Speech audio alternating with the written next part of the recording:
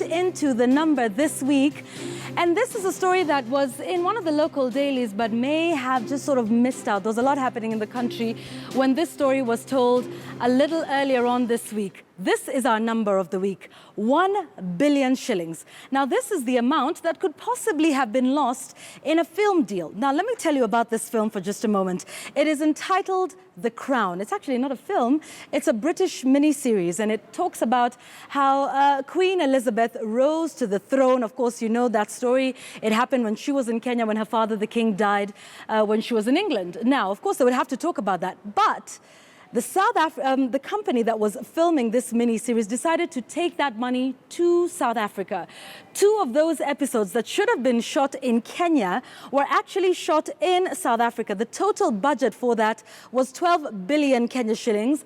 And, film experts estimate that about 1 billion shillings could have been used to film those 2 episodes for the British miniseries The Crown here in Kenya. Why did they choose to go to South Africa? This is why. Because apparently filming in South Africa is much cheaper for these international filmmakers.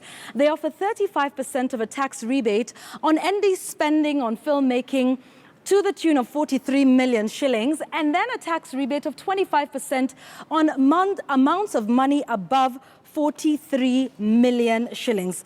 Now, in an interview with a local daily, Kenya Film CEO Lizzie Chongoti is quoted as saying, I quote, "South Africa has good rebates, which is true. If we have good comprehensive film packages, we shall drive traffic here." She also talked about the number of jobs that could be created in Kenya's film industry every year if this industry is well supported. This number, ladies and gentlemen, 250,000 jobs could be created every single year, and an annual revenue of about 40 billion shillings.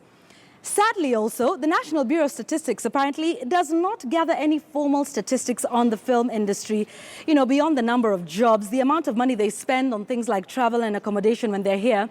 And no one has, as to date, been able to put a value on the exposure for some of the scenes that are shot in this country. It is clear from this, if we lost this deal, and remember, there's many other films that should have been shot in Kenya, but were shot in countries like Dubai, as well as Morocco. It's clear that we need to take the film industry a little bit more seriously, get some proper statistics on it. Otherwise, this 1 billion shillings that was lost would have been invested into this country and into this very important industry for those in the creative talent industry.